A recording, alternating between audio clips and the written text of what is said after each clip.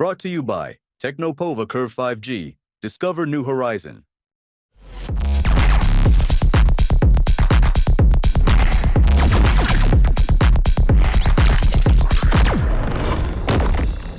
अगर आप भी मोबाइल डेटा का खूब इस्तेमाल करते हैं तो एक बार फिर से ज़्यादा पैसे चुकाने के लिए तैयार हो जाइए।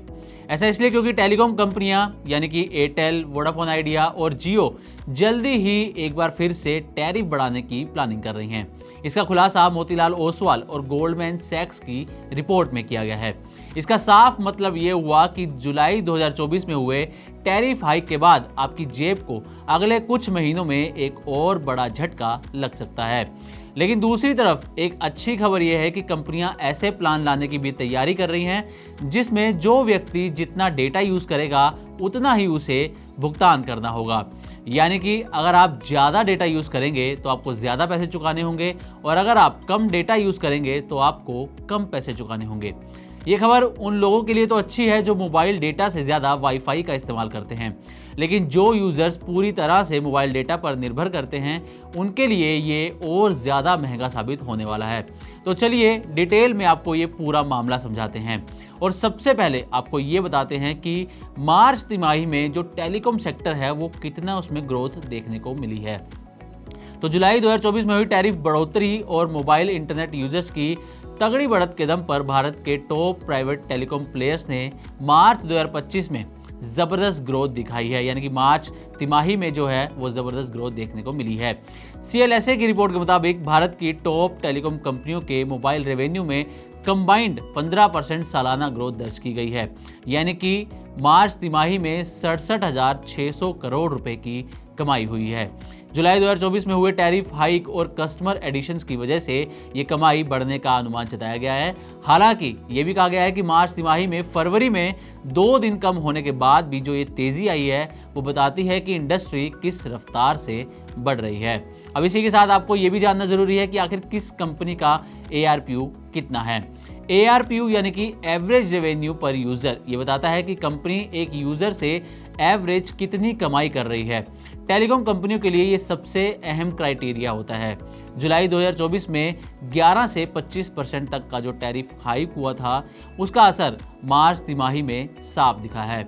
इसमें जो एयरटेल का ARPU है वो बढ़कर 246 रुपये हो गया है, वहीं जियो का ARPU 206 रुपये पर पहुंच गया है।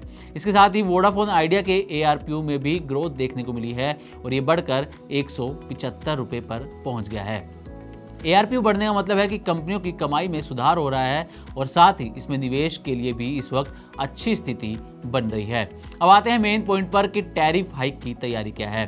तो मोतीलाल ओसवाल और गोल्डमैन सैक्स की रिपोर्ट कहती है कि H2 2025 यानी कि कैलेंडर ईयर के हिसाब से जुलाई से दिसंबर के बीच में एक और टैरिफ हाइक संभव है। जुलाई यानी कि अगला महीना, तो हो सकता है कि जुलाई में टैरिफ हाइक हो जाए या फिर जुलाई से दिसंबर के बीच में कभी भी एक और टैरिफ हाइक हो सकता है। इसका मतलब है कि कंपनियां दूसरी बार टैरिफ बढ़ाने की तैयारी में है, वो भी 1 से 1.5 साल के भीतर, ताकि कमाई और मुनाफे को और ज़्यादा मजबूत किया जा सके, कमाई और मुनाफा और ज़्यादा बढ़ाया जा सके। अब एक और मेन पॉइंट है जिसका हमने स्टार्टिंग में जिक्र किया था कि जितना डेटा आप यूज़ करेंगे उतना ही आपको भुगतान करना होगा। तो क्या है ये? दरअसल ये पे एज यू यूज़ मॉडल है जिसकी एयरटेल और वोडाफोन आइडिया लगातार मांग कर रहे हैं। एयरटेल और वोडाफोन आइडिया का कहना है कि टैरिफ प्राइसिंग स्ट्रक्चर को बदलना अब जरूरी हो गया है और साथ ही अनलिमिटेड डेली डेटा को भी बंद करना इस वक्त समय की मांग हो गई है। दोनों कंपनियों की मांग है कि पे एज यू यूज मॉडल अपनाया जाए, यानी कि ज़्यादा डेटा यूज़ करने वाले लोगों को ज़्यादा पैसा चुकाना होगा और जो यूज़र कम डेटा यूज़ करते हैं उनके लिए ये प्लान सस्ता रहेगा। दोनों कंपनियों का कहना है कि इससे कंपनियों को ज़्यादा रेवेन्यू मिलेगा और यूज़र्स को बेहतर सर्विस मिल पाएगी। तो ये पे एज यू यूज़ जो मॉडल है अगर ये आता है तो इससे कहीं फ़ायदा तो कहीं नुकसान भी देखने को मिल सकता है, लेकिन कंपनियों का दावा है कि उन्हें इससे अपना रेवेन्यू बढ़ाने में मदद मिलने वाली है।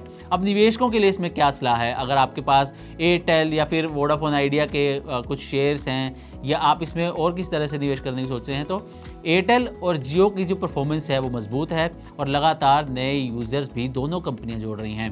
हालांकि वोडाफोन आइडिया में रिस्क है, लेकिन टर्न अराउंड होता है तो बड़ा रिटर्न भी संभव है। टैरिफ हाइक से पूरे सेक्टर की प्रॉफिटेबिलिटी बेहतर होगी, ये भी अनुमान लगाया जा रहा है। तो कुल मिलाकर देखा जाए तो भारत का टेलीकॉम सेक्टर फिर से मुनाफे की ओर बढ़ता हुआ नजर आ रहा है। ARPU, रेवेन्यू और कस्टमर ग्रोथ जैसा डेटा बता रहा है कि रिलायंस जियो और भारतीय एयरटेल बाजार में अपनी पकड़ मजबूत कर चुके हैं, लेकिन वोडाफोन आइडिया अब भी संघर्ष कर रही है। लेकिन सरकार की मदद और नेटवर्क सुधार की उम्मीदों के चलते इस पर नजर बनाए रखना जरूरी है। वहीं दूसरी तरफ अगर टैरिफ हाइक होता है तो करोड़ों मोबाइल यूजर्स को झटका लग सकता है, लेकिन अगर पे एज यू यूज मॉडल लाया जाता है तो इससे फायदा भी हो सकता है। तो फिलहाल ये देखना होगा कि आखिर टेलीकॉम कंपनियों की तरफ से आने वाले समय में क्या कदम उठाए जाते हैं। तो उम्मीद करते हैं कि हमारी तरफ से दी गई ये जानकारी आपको अच्छी लगी होगी। इसी तरह की और भी वीडियोस के लिए देखते हैं मनी9 और सब्सक्राइब करें हमारे चैनल। ग्लोबल संकेतों के दम पर कैसे खुलेंगे हमारे बाजार? क्या कह रही हैं खबरें और ब्रोकरेज रिपोर्ट्स? किन शेयरों में बनेगा पैसा? बाजार खुलने के बाद क्या खरीदें, किन शेयरों को करें पोर्टफोलियो से बाहर? कैसा रहा बाजार का दिन भर का कारोबार? कैसे तैयार करें कल के बाजार की स्ट्रैटेजी? इन सब सवालों के जवाब जानिए मेरे साथ ओपनिंग बज और क्लोजिंग बज में, इन वक्त पर सिर्फ मनी9।